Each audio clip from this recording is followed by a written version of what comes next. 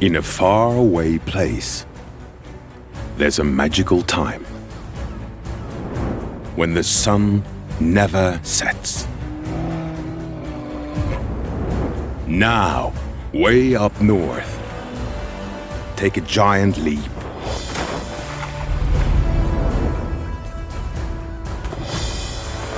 And swoop through Scandinavia's Arctic Circle for a season of sunshiny days. Norway, Sweden, Finland. But be quick. The light, bright magic doesn't last long at the top of the world.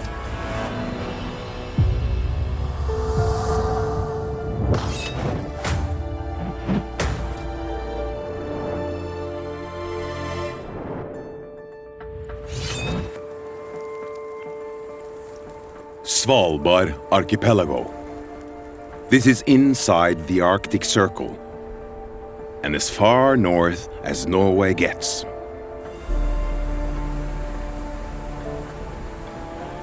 It's the kind of place most people think of when they hear Arctic.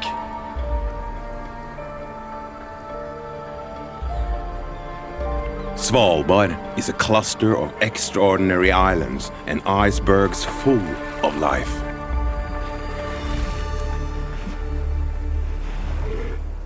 Female walrus have migrated north, preferring to chase the thick ice that they love so much. But the males stay here and look for places to hang out for summer. Kicking back in Svalbard has its disadvantages for the males. They're exposed to predators. Polar bears.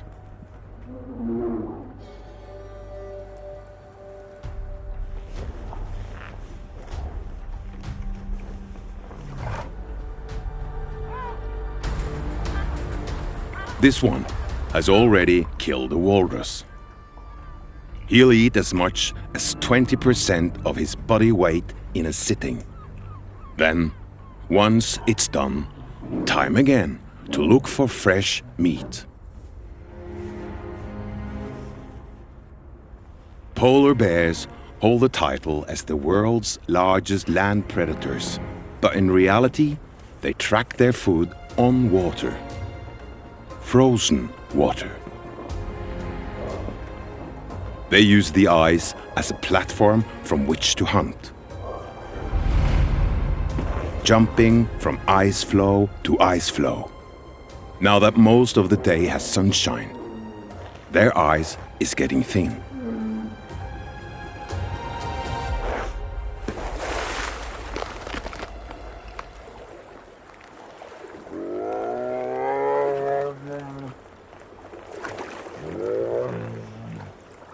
They can shake off a quick dip in the freezing water without fuss.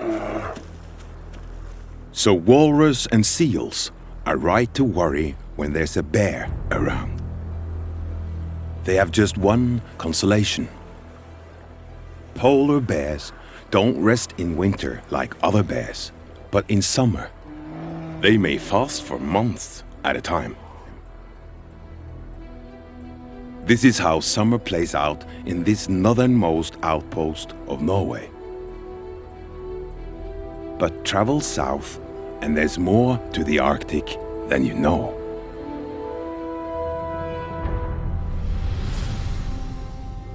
Svalbard is an outpost of Norway in the country's far north. But the Arctic Circle is much more. An invisible line that rings the top of the globe at 66 degrees 33 minutes north. The Scandinavia section covers about 150,000 square miles. And it's topped by the North Cape Monument, the northernmost point of mainland Europe. This is the end of the Earth. The North Cape Monument sits atop a 1,000-foot-high plateau and looks out to where the Atlantic meets the Arctic Ocean.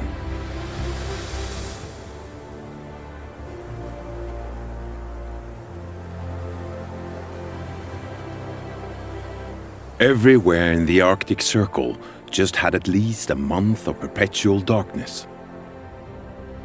But in February, the light returns. And now you can see the northernmost points of Scandinavia's mainland.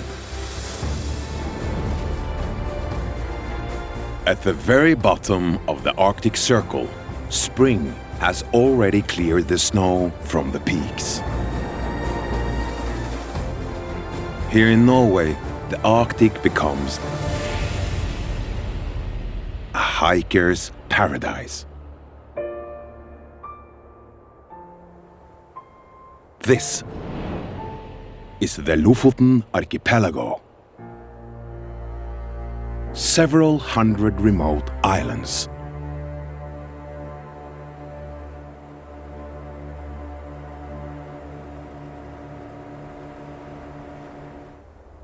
Cliffs to the north are an annual summer retreat for one of the strangest creatures in the Arctic.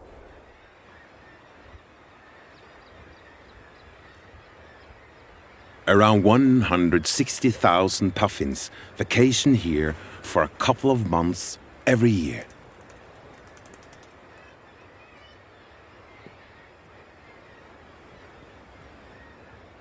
Summer is the puffins' breeding season when they get to know each other. They build nests in rock crevices and in holes among the stones.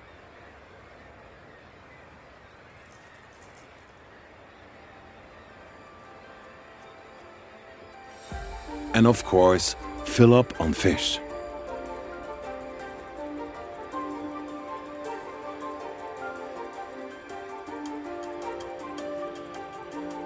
They are capable flyers and even better swimmers.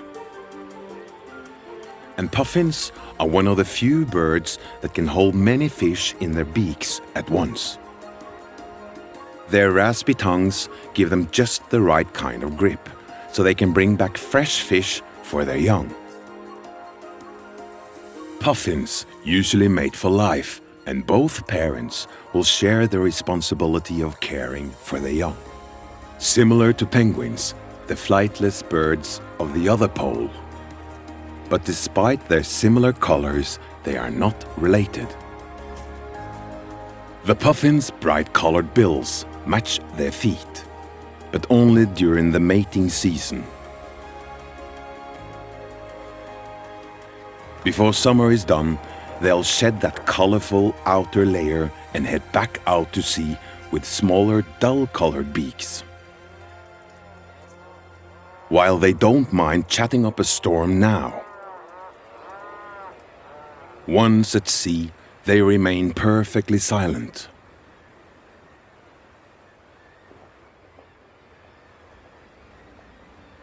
Meanwhile, some of the fish they like to hunt have their own summer plans.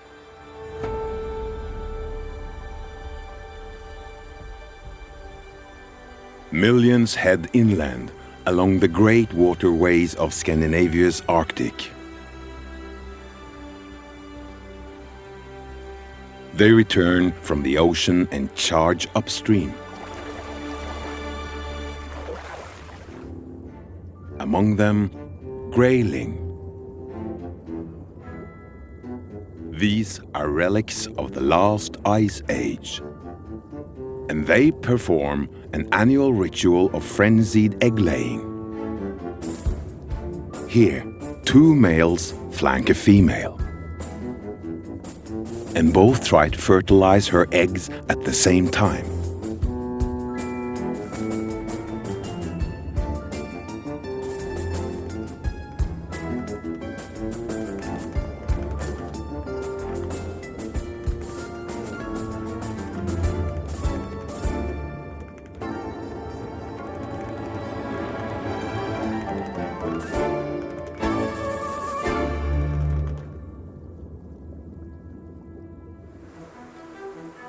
The volume of life in these pristine waters during summer attracts fishermen from all over Scandinavia.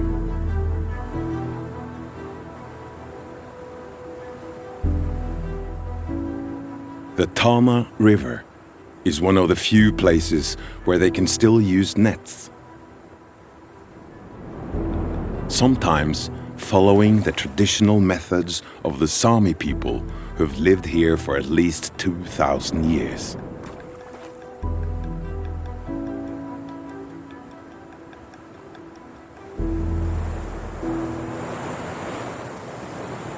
Around the world, summer signals a time for water sports, and the Arctic Circle is no different.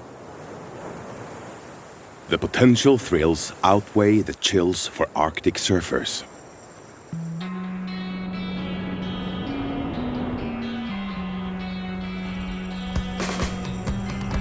The waves roll in all the way from Greenland. It's the most reliable surf in Northern Europe, and that makes it a magnet for die-hard board riders like local Tommy Olsen and his son.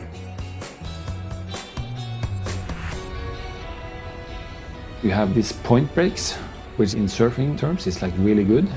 The wave breaks all the time on the same spot. Normally I have like one or two, but here you have like 3 point breaks and also a beach break. The Gulf Stream keeps this Arctic water between 46 and 58 degrees year-round.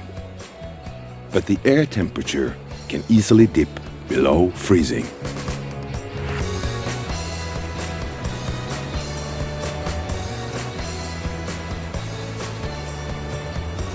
For Tommy, the chill and the challenge is worth it. It's quite unique. You know, the waves are really world-class waves.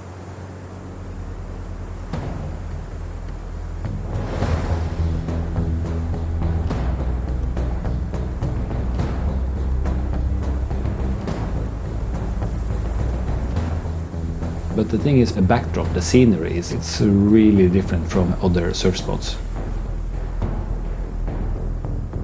People have come from all over the world to surf here since the 60s. And Lofoten has the world's northernmost surf schools. There are 2 of them in town. The surfers ride as long as there are waves and light.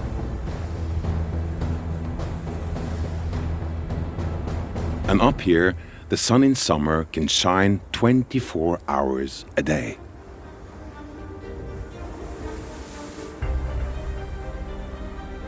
This endless summer makes up for that time of year, when the lights, once again, go off. Ice and cold take over the land as early as August.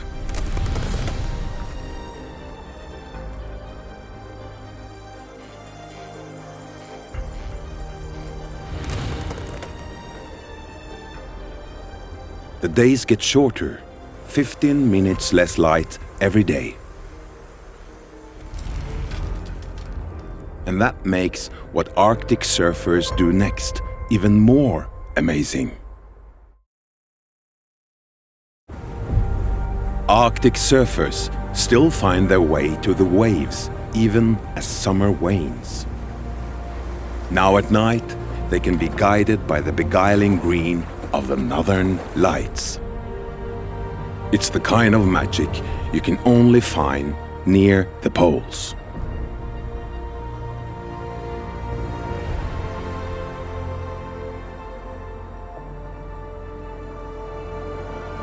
On the ground, the Arctic Circle is marked by little more than an occasional road. And this visitor center that stays open until the beginning of October. When the roads and paths become clogged with snow and the trees become ice sculptures, it's time to release the hounds.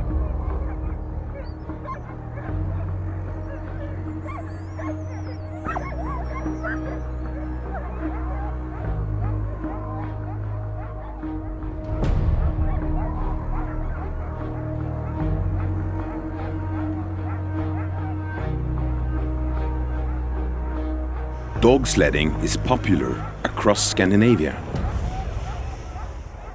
And races are the Arctic Circle's Grand Prix. Perhaps even more grueling. Some of the events cover more than 700 miles and last for 5 or 6 days. Training for such marathons begins as soon as the snow sets in, even if it's still technically summer.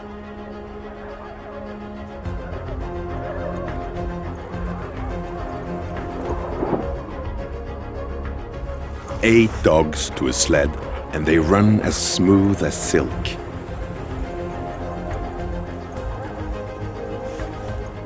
This mode of transport has been around for at least 1,000 years. Roald Amundsen, the Norwegian explorer who became the first person to reach the South Pole, achieved his epic journey thanks to such hard-working canine companions.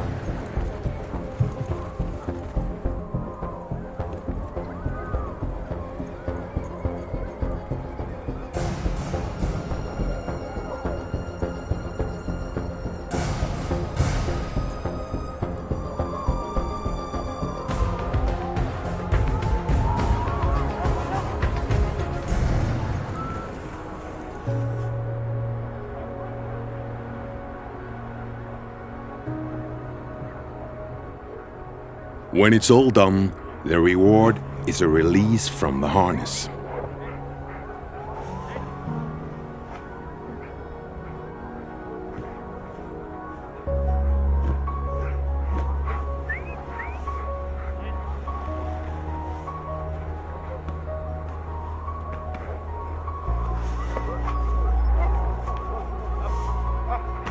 The only mush now is dinner.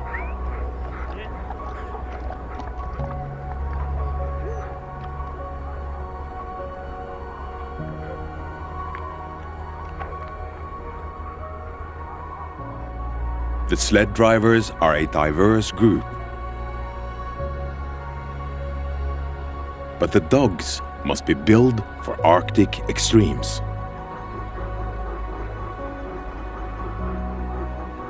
So much so that these breeds happily live in their outdoor kennels year-round, no matter the weather.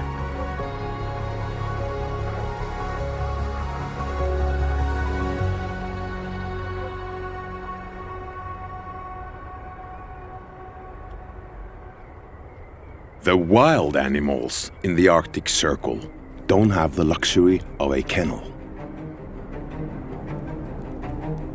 And in this world of white, they stand out. An orderly line of reindeer heads north at the end of summer.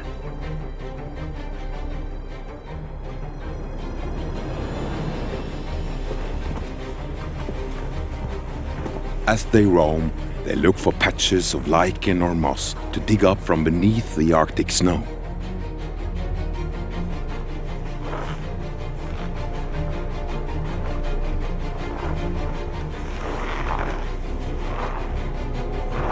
The sun may look like it's setting, but up here in early autumn, this is what passes for midday. In about a month, the sun won't rise at all, and this whole wonderland will plunge into a month of darkness. Before that happens, there's work to do.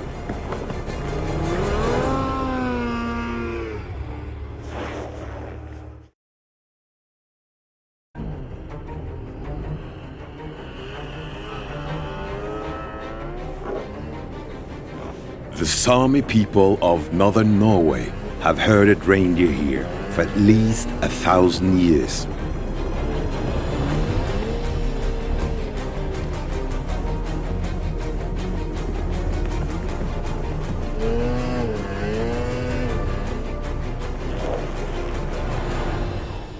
It's not so much of a job, it's more like a lifestyle.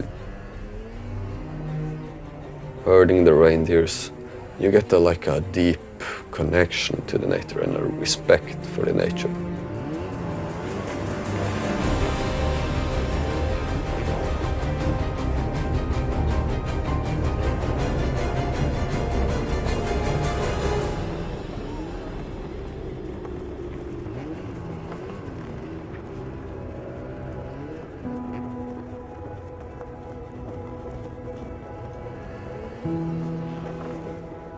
Now, with the help of machines and dogs, they give the animals a nudge in the right direction, through temperatures of minus 40 degrees.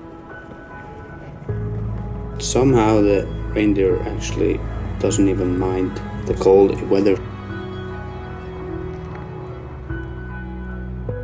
The reindeer has a special kind of hair. It's like a pipe. It has holes in it, and it insulates much better than other types of hair on other animals.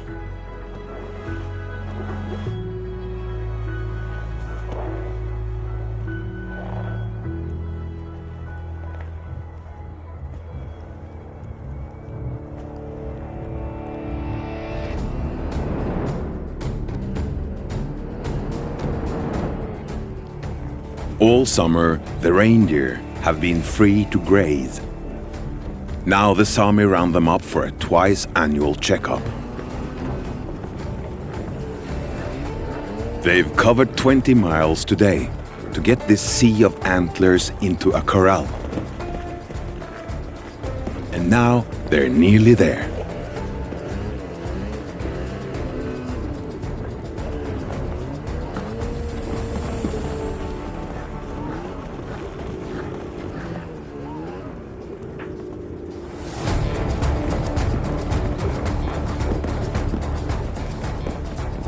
When we start moving the reindeer herd to the corrals, a lot of family members and friends come and help us.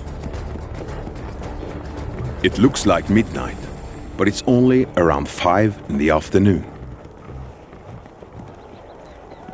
As the reindeer run in a circle, the herders size them up and separate them into different groups.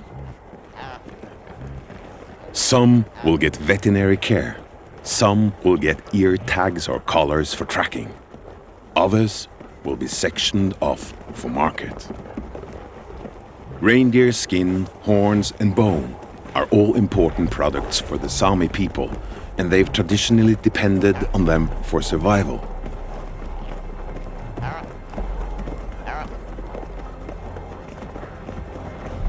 And the story goes, there's another traditional use for reindeer.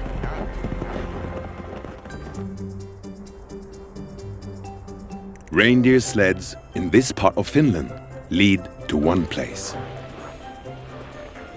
A tiny hamlet famous for one resident. This is Santa Village, with everything Christmas inside, including Santa. It's a tourist, not so hot spot, open all year round for those who just can't wait for December.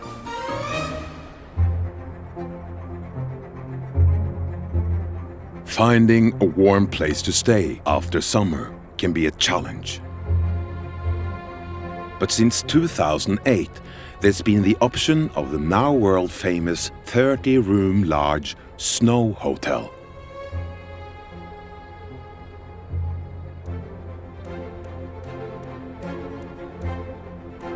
Starting in early September, artists rebuild the accommodations by packing snow into blocks.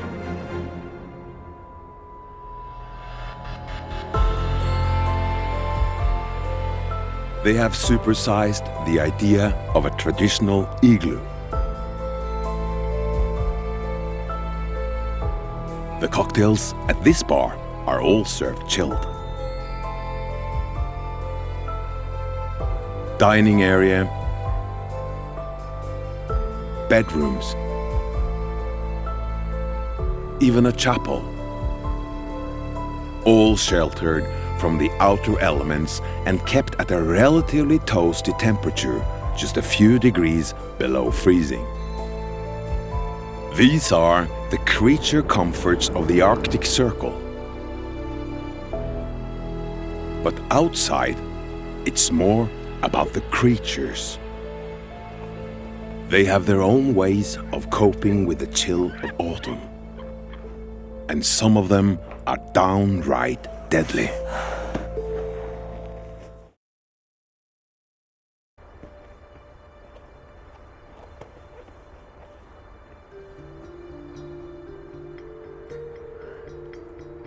Up in the Arctic Circle, lynx seem to welcome the early snow, and they are well built for it. Their long legs and wide-webbed feet allow them to move quickly across the powder.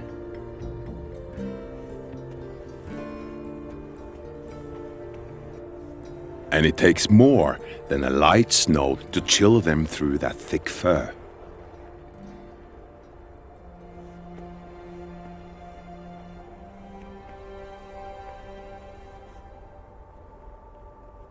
By autumn, the spring kittens are big enough to keep up with Mom.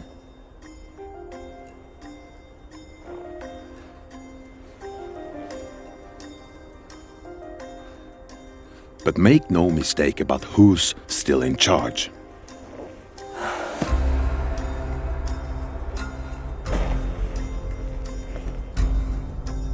Especially when Mom's found a scrap of squirrel.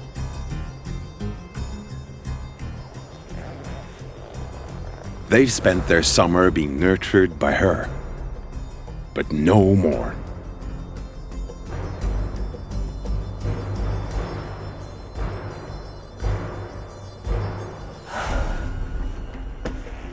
That's Lynx for Wait Your Turn, Junior. One day, these twins will be just as assertive with their own young. Until then, they can practice fighting with each other.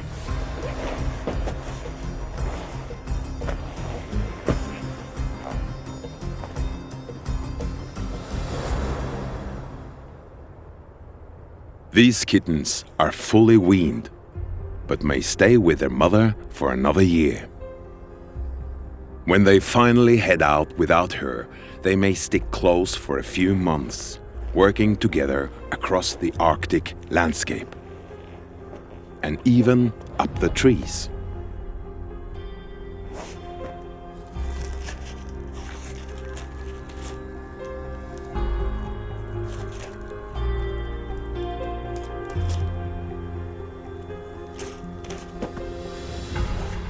Eventually, though, they'll separate entirely and lead the solitary life of a lone predator, searching for food in the wild north.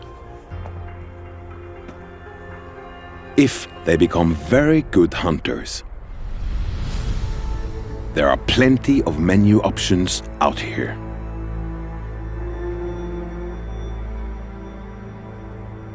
Reindeer shelter among the trees. Summer was easy pickings. Now they must search hard for new places to rest or graze.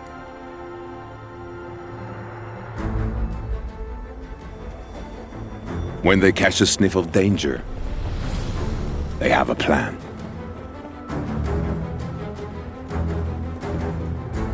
They use a nearby frozen-over river like a freeway. They are able to move fast through the terrain, and just as well, they run for a reason. Not far behind, a small pack of Arctic wolves. Wolves are the second largest predator in Western Europe. Only bears are bigger.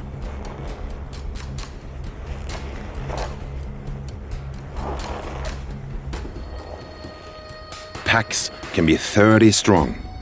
3 is small, but that's more than enough to take down a straggler. The young and the weak are their specialty. Wolves can easily cover 12 miles a day, and the reindeer have made it easier for them, creating trails through the snow.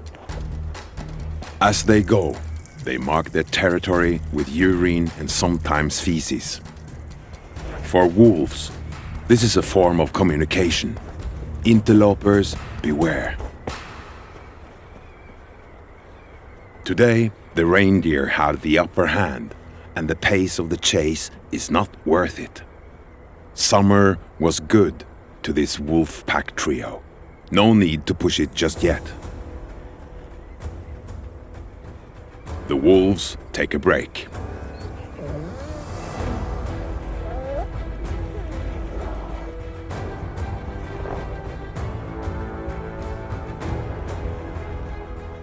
They are fearsome Arctic predators, and even the giants up here must try to stay out of their way.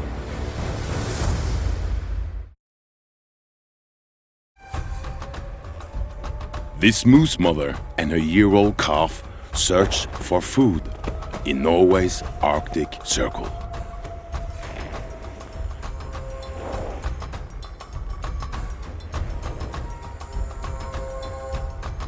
Their cloven hooves spread widely to support them over the soft snow. Those long legs can carry them through rough terrain. Yet they can move as quietly as a cat.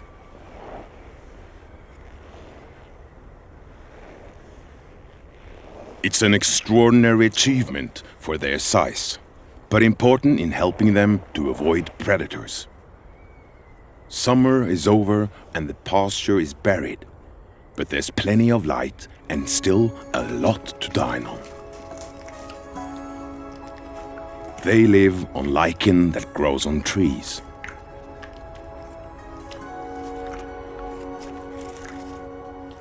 If they can, they'll also stretch their powerful necks upwards to grab pine needles. But it's the nibbling of the nether regions that got them their name. Moose is derived from moosh, a Native American word that means stripper and eater of bark.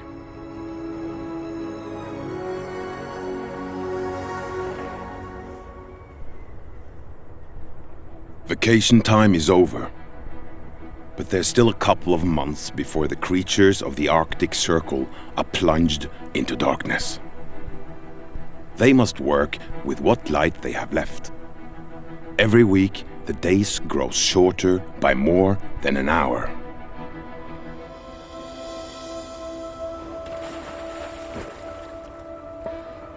White-tailed eagles were nearly pushed to extinction throughout the region, but they've been able to keep a toehold along the coast.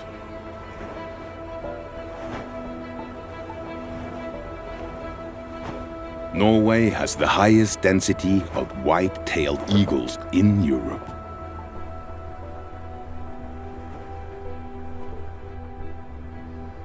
With good light, it's a fish-finding frenzy.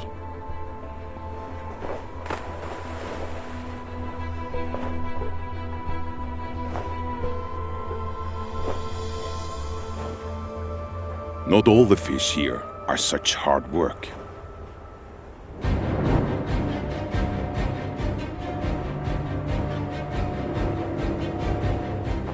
Eco-safari guides like Trygve Steen serve up the sushi as fishermen have done here for hundreds of years.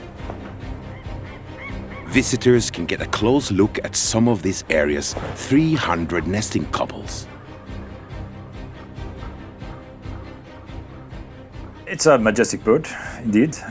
Also an unpredictable bird. They are able to make their own choices.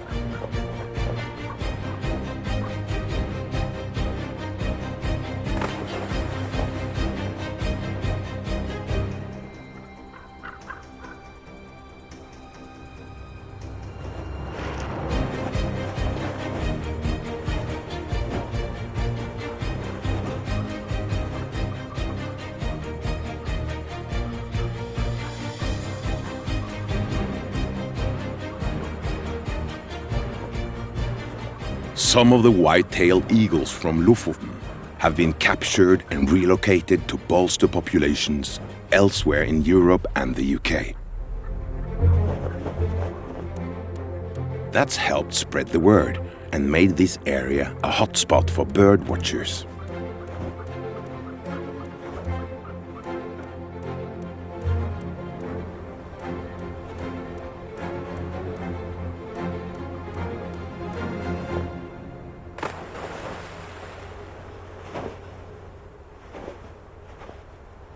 The fish they snatch are herring.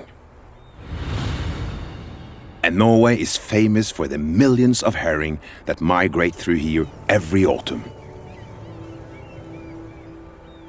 Fishing trawlers wait for them. So too age-old predators. The birds signal the catch is good. Soon enough, around the boat, giants. Humpback whales come in to take their share. The fishermen tighten their nets to haul in their catch. But inevitably some herring escape, and the humpbacks swoop by to collect them. Each of these giants can be more than 50 feet long and weigh up to 40 tons. And they can eat a ton of food a day. Sometimes large amounts of the tiniest creatures like krill. Other times, like here, scraps of herring do just fine.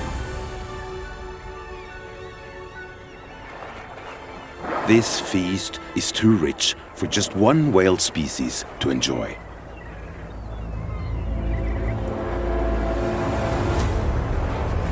The fjords of Norway plunge steep and deep into the sea, so orca don't mind coming in close to land. They stand out in a crowd with fins that can be more than 6 feet high. These social creatures can travel in pods up to 30 strong.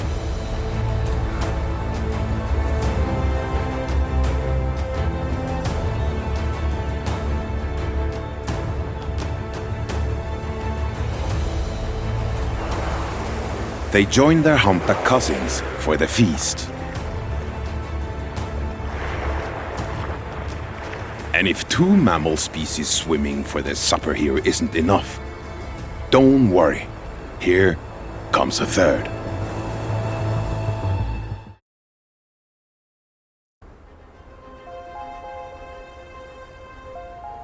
While the rest of Scandinavia may be hunkered down preparing for winter and its darkness, the sea is where you can still find a hearty meal. The Gulf Stream keeps the water around the fjords virtually ice-free. That's what brings in the fish and the divers. We're really lucky to live in this place on the earth. We have the Gulf Current hitting the shore here. The water is constantly between 15 and 6 degrees Celsius. And the nutrition of the water here, it has a really rich life, both for mammals and for fish. Ørjan Dyrnes and his dive buddies use modern gear and can stay in the water for a few hours without getting too cold. They seek out flatfish, pollock, haddock, and especially cod. We're planning each dive before we go into the water. What kind of fish we do want to look for. Everything like in the sea comes really close to you, especially when you're a freediver.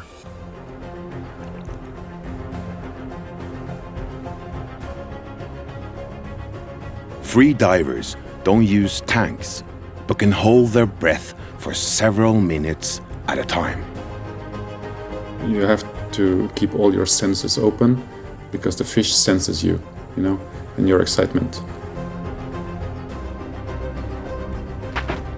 And it triggers all your instincts when you go in the water.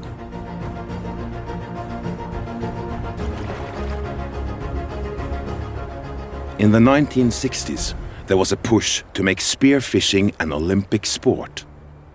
That failed, but the fish here continue to attract divers. You can catch fish all year here, and there's probably plenty enough fish to feed my whole family and the neighbors and their neighbors again. So I shoot a lot of fish here, and I give them away to my neighbors, I give them away to my family. Yeah, it's really nice, really nice.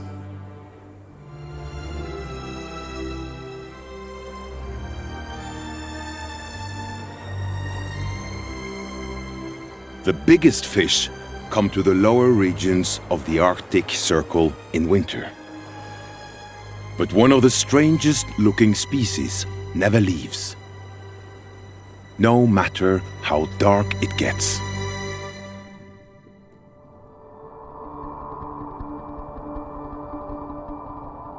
The vibrant Atlantic wolffish, or sea wolf, resembles an eel, with one long fin down its back. But its real magic is on the inside.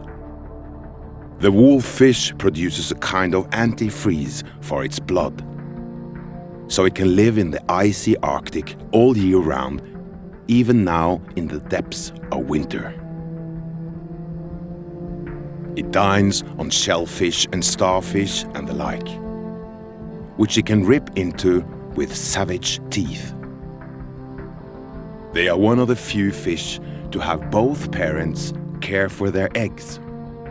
They guard them for several months until they hatch. Their home here in the Arctic Circle is also unique. It's the world's largest known cold water reef. With all this color, it's hard to believe it's been dark up top for more than 2 months. Except perhaps for the returning shimmer of the northern lights.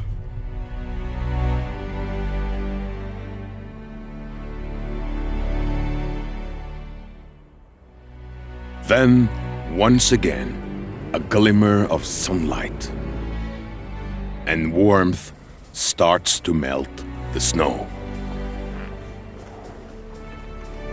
These extremes of the Arctic Circle force humans and creatures to toughen up. They must adapt to conditions and embrace hardship. But once a year, like magic, the veil of darkness lifts throughout the region. The ice melts away, and the Arctic has come full circle. Time again to decide how to spend your summer vacation.